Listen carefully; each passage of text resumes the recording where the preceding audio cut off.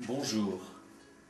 De nouveau, je suis vraiment très heureux de communiquer avec toi.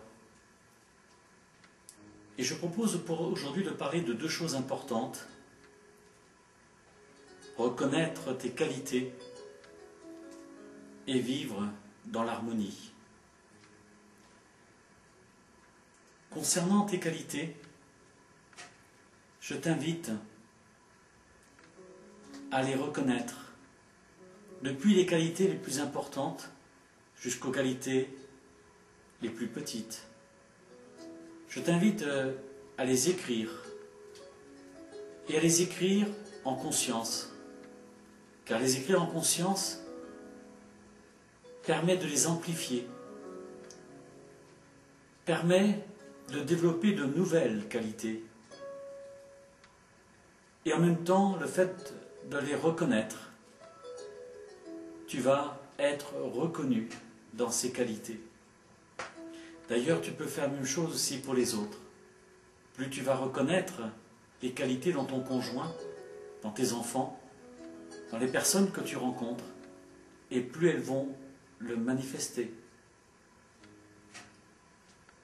Les qualités, c'est des qualités essentielles, comme je disais tout à l'heure, au niveau professionnel, au niveau personnel. Mais ça peut être des qualités simples. Le fait de faire une bonne cuisine, d'être ponctuel.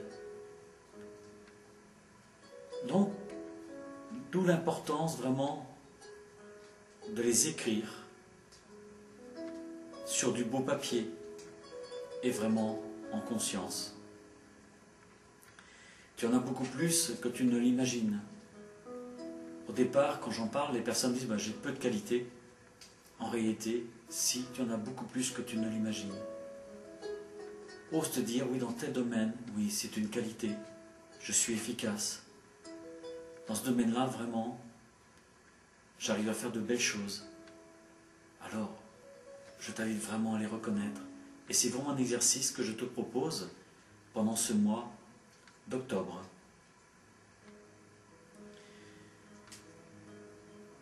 Maintenant, je voudrais te parler de la notion d'harmonie. Être en harmonie dans sa vie est un élément très important.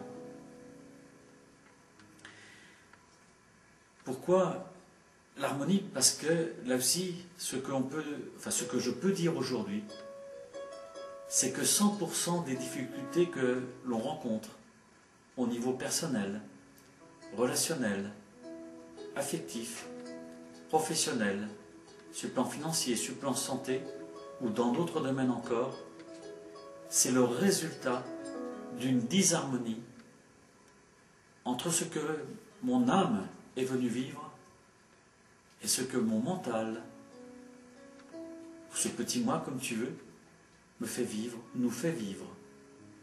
Oui, je répète, 100% des difficultés que tu rencontres au niveau personnel, relationnel, affectif, professionnel, financier, matériel, ou dans d'autres domaines encore, c'est le résultat d'une disharmonie entre ce que ton âme est venue vivre et ce que cette partie inférieure de toi te fait vivre. Et on peut dire que les difficultés sont proportionnelles à la disharmonie que tu vis dans ta vie. Donc, à partir de maintenant, et pendant ce mois, je t'invite à être plus spécialement attentif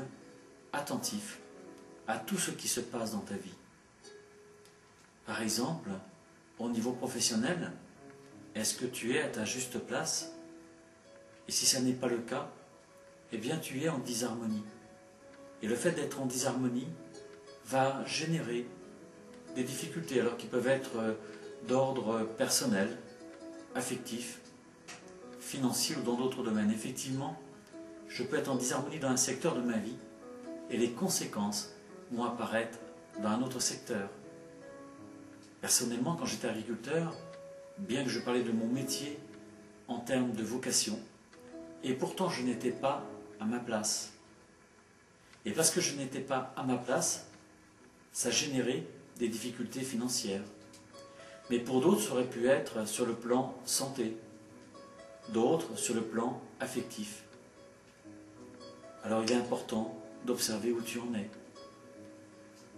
Dans tes relations affectives, est-ce que tu es en accord avec toi-même, avec ce que tu vis? Sinon, dans quel domaine tu peux agir pour justement changer la situation? Car là aussi, cela va provoquer des souffrances, un mal-être. Bien sûr, c'est vrai aussi dans le domaine relationnel, les personnes avec qui tu es, que tu fréquentes.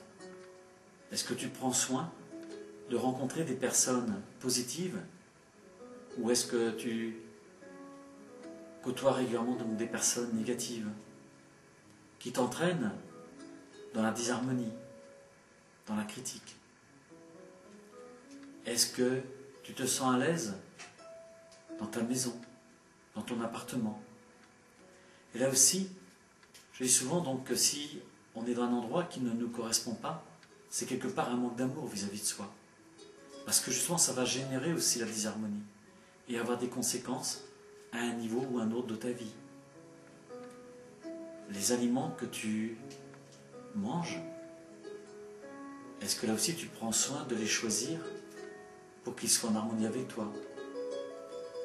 Est-ce que ce que tu possèdes, vêtements, voitures ou autres objets, correspondent à ce que tu souhaites vraiment? Et l'objectif est justement d'aller le plus possible vers l'harmonie dans tous les domaines. Et plus tu vas être en harmonie dans tous les domaines, et plus tu vas voir que ta vie va s'améliorer. Tu vas être de mieux en mieux.